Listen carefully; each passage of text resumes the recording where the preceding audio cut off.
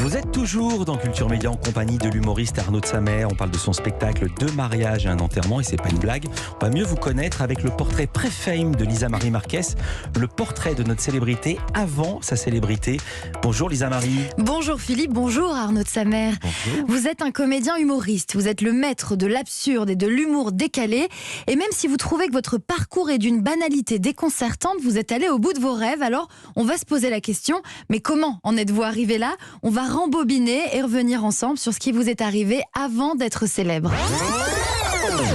Arnaud de Samer, vous êtes né à Bordeaux et vous passez la première partie de votre vie dans le sud-ouest.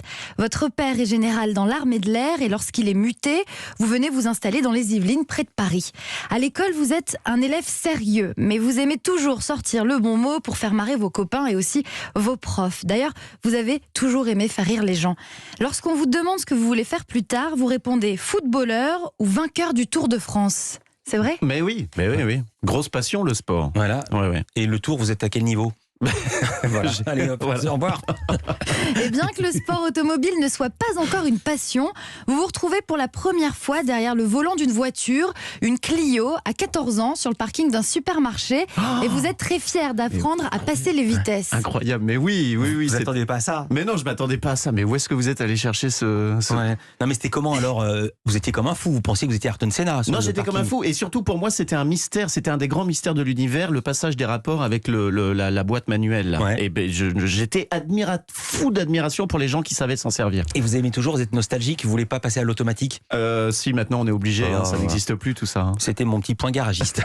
Lisa Marie. Concernant vos inspirations, Arnaud de Samer, on retrouve de la musique. Un film que vous connaissez par cœur. Dites ce que c'est. Il y a des gens Les qui ont pas bronzés reconnu. font du ski. Il y a Les des gens qui bronzés ont pas font du reconnu le ski. générique. Mais oui, les bronzés font du ski. Excusez-moi, là, le train pour Bourg-Saint-Maurice, c'est où? C'est pas indiqué, là. Ça m'étonne pas, ici, on est à Saint-Lazare.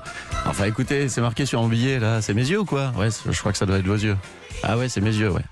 Ah, vous connaissez vraiment tout le film par cœur. Ah non, les bronzés, ouais, je suis incollable. Comment il le connaissait par cœur? Parce que vous l'avez enregistré sur une cassette audio pour l'écouter partout en classe et après dans votre voiture. Mais oui, ma première Twingo, j'avais une cassette audio des bronzés font du ski, je le mettais dans le radio-cassette, Ouais. ça s'appelle. Bien sûr, Voilà. radiocassette. Voilà, et je le mettais dans ma bagnole. Vous aviez oublié ce souvenir-là aussi. Mais oui, c'est vraiment Madeleine de Proust, là, pour le coup. Incroyable, ma Twingo bleue.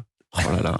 Arnaud de Samer, au lycée, vous commencez le théâtre. Avec vos oui. copains, vous montez Le Père Noël est une ordure. On n'a jamais joué. Ah, vous ne l'avez jamais On l'a joué. répété pendant 6 mois et on l'a jamais joué parce que le gars qui jouait le rôle principal, un des rôles principaux, s'est fait virer du lycée ou du collège, je ne sais plus. Il s'est fait virer, et donc la punition, c'était allez hop, pas de spectacle. dommages collatéraux, et on n'a pas fait le spectacle. Vous obtenez votre bac ES avec 10,02 de moyenne grâce à votre 15 sur 20 en allemand, mais certainement pas grâce à la philo qui vous traumatise. Pourquoi vous tenez la tête? C'est le 10,02. 10,02. Bah, c'est pas mal, ça passe. C'est parce que oui, moi on me demande d'avoir la moyenne pour avoir le bac, je vais pas faire plus. Hein. Ouais. Et j'avais eu 15 à mon oral d'allemand avec un coup de bol. Il y avait 10 textes au hasard, j'en avais travaillé qu'un. Et elle me fait tirer au sort et je tombe sur ce texte. Et elle me dit, mais vous avez combien de moyenne dans l'année 10? Non, mais je vous mets 15, vous valez bien plus que ça en allemand. Et je suis sorti de là en étant persuadé d'être bilingue. Et comme vos parents vous poussent à faire des études pour avoir un vrai métier, C'est ça. vous entrez en fac de droit un peu par défaut. Vous suivez les cours, vous étudiez et lors des partiels, vous avez toujours des gris-gris dans votre trousse. Ouais. Et voilà, mais oui, Par j'ai exemple. une fée clochette. Une fée clochette, alors ça, je pense que C'est j'avais super masculin ça. Je pense que j'avais récupéré cette fée clochette d'une jeune femme. Mais là, c'est un petit peu loin, là, je vous avoue. Mais je me souviens d'une fée clochette, oui. Pendant vos années fac, vous découvrez le concept des matchs d'impro avec les codes du hockey sur glace. Vous aimez tout ce cérémonial. Les matchs ont lieu dans un amphi à la fac le mardi soir. Votre groupe d'impro s'appelle les Facultrons. Oui. Et même les profs vous voient plus comédien que juriste. Mais oui, ça a été pour moi la révélation. C'est-à-dire que aller à la fac, pour moi, c'était synonyme d'improvisation, de théâtre, et voilà. Et donc, oui, je découvre ces gens qui font de l'improvisation, et on découvrira après que c'est l'association Déclic Théâtre avec Papy, Jamel, etc. Ceci, il y avait une bonne intuition parce que moi, en le voyant, j'ai aucune envie qu'il soit juriste. Hein. Franchement, si j'ai un juriste à prendre, je le mets parmi les derniers, Arnaud de Samer. Je le garde en humoriste. Bien vu. Une fois vos études finies, votre maîtrise de droit des affaires en poche, vous devenez commercial dans une entreprise qui exporte des fournitures scolaires. En parallèle, vous continuez à pratiquer le théâtre d'improvisation. Lors de votre toute première prestation en public à Versailles, le thème proposé, c'est la vie de ma mère. Vous vous présentez. Et là, vous avez un blanc abyssal, un blocage total. Vous vous retrouvez sans pouvoir dire quoi que ce soit. Le lendemain, vos potes se moquent de vous puisque vous n'avez pas réussi à parler de votre mère. Et c'est comme ça que vous devenez Arnaud de sa mère. Oui, je deviens même de sa mère tout court. Il va nous parler de sa mère. Et en fait, il m'appelait par mon vrai nom de famille avant. Il m'appelait Tsedri, il y a la même consonance. Et Tsedri est devenu de sa mère à cause de cette impro ratée. Ouais.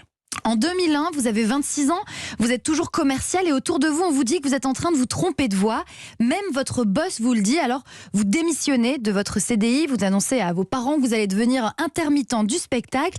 Et même si c'est un pari risqué, vous avez une envie viscérale de vivre votre passion à plein temps et vous ressentez l'évidence de l'appel de la scène.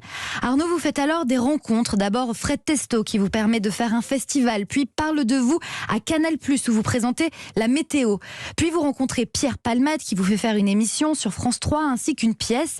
Vous rencontrez aussi François Rollin que vous avez découvert quelques années auparavant sur une VHS et qui est celui qui vous a donné envie de faire ce métier. Et puis Raphaël Mesrahi vous fait monter sur scène pour un spectacle qu'il a créé. C'est comme ça que Laurent Ruquier vous découvre et vous contacte pour une nouvelle émission dans laquelle de jeunes humoristes viennent se tester devant un public et un jury. Ça s'appelle On ne demande qu'à en rire et ça tombe bien, vous ne demandez qu'à faire rire. La suite, on la connaît et moi, je m'arrête là. Incroyable, hein? Non, mais je me rends compte qu'en fait j'ai eu de la chance. Hein. C'est vrai, tous les noms que vous citez, ça a été des dominos qui sont tombés comme ça. Et je me rends compte que c'est quand même un privilège d'avoir pu rencontrer ces gens-là. Voilà. Et puis il y a une jeune personne qui vient de téléphoner qui veut récupérer sa médaille de fée clochette. On réglera ça après l'émission. Merci beaucoup Lisa Marie Marquez. Bon week-end.